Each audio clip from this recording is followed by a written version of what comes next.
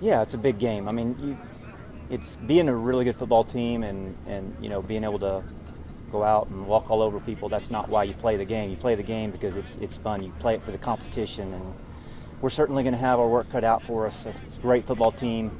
They've been a playoff team, deep playoff team last few years, and they're bumping up to 3A because of it. So we obviously have had a couple good years in a row, and so we're excited for another good game.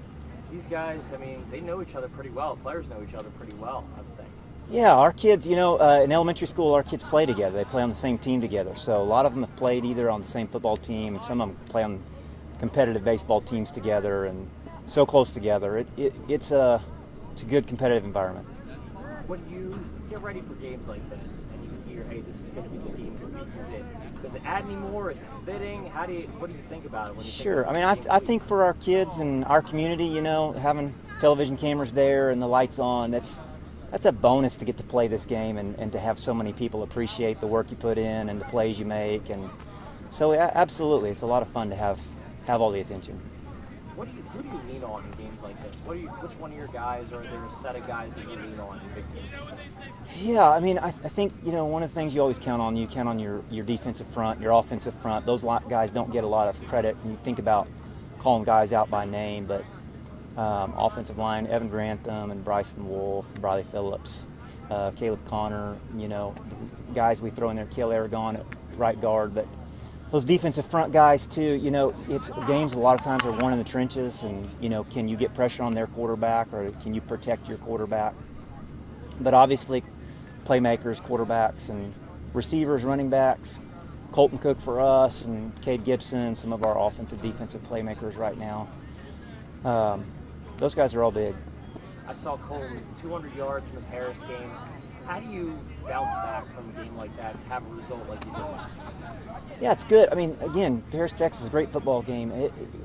You love playing in those great football games. You don't like coming up short.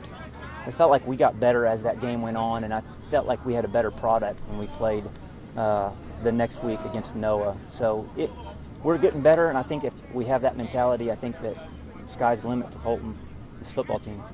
When you think of Holland Hall, obviously guys like Owen, you think of big guys. Who do you think is going to give you the most trouble? Where do you think Holland Hall is going to give you the most trouble in this game? Oh man, I mean, they're loaded with athletes. That front line, they've got, of course, the Strosky kids, got all kinds of offers, but he's not a one-man show. They're Robinson kid up front and Jones. I mean, and then they've got those linebackers that have been playing for years. A lot of those guys have been starting across the board, and in the secondary, those guys, they play both sides, and they're dynamic. I mean, great athletes. What do you tell the guys, or how do you prepare the guys for a battle like that? Because that is going to be a war all game. Yeah, again, I don't think we have to psych our guys up for it. I think they're fired up and ready to play. They know those guys are tough, and feel fortunate to have gotten them the last couple years. Made a lot of plays the last couple of years, and we'll have to make plays again. And certainly those guys are going to make plays. Expect a back and forth battle all night. How is this summer, this offseason, forced guys like Colton, leaders on the team, to grow? Yeah, it's been crazy. I mean, we're all growing. We're all trying to figure it out. There's so much new.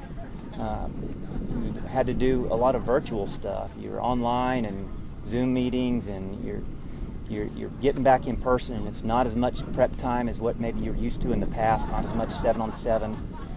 So those guys have been very mature. They've stepped in when it's time to go. They've stayed after and worked hard, but we're all still trying to work our way through this and growing and figuring things out.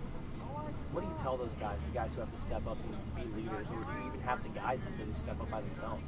Yeah, I mean, largely when it's their turn, I mean, they step up and they learn, and then you make mistakes against Paris and it costs you a game, and we don't mind that. We feel like our end goals are towards the end of the season, and if we can figure some things out now, that we make mistakes now, that's okay for our guys. We'll correct those things and we'll get better from them. In terms of being out on the field, finally getting out on the field, do you still take it game by game? Do you find yourself looking forward to Friday, or do you still take it day by day and just kind of be grateful that you're out here? Yeah, I think you're crazy if you don't take this day by day. There's a lot of smart people out there that don't have everything figured out right now. So we remind our kids of that, remind them to live every day, and certainly it's hard to not think long term. It's ingrained in us as football coaches and as players to think in game, but trying to enjoy every day and the blessings that we're given today is huge. I think that's that right perspective. It will help. And lastly, any of your guys you think we should keep an eye out for? Any of the guys you think could step up big and could be key factors in winning this game on Friday? Yeah, for sure. I mean, I think Malachi Penland is a guy that we're going to lean on. Levi Career, Tad Campbell, those guys are running backs. They're some of our most dynamic players. Obviously, we need Colton to play well. But I'd say Cade Gibson, Junior Simpson, Breck Nauman, those guys, they all need to touch the ball, and hopefully good things will happen. Coach, thank you so much. All right, Appreciate it. Chris, appreciate you.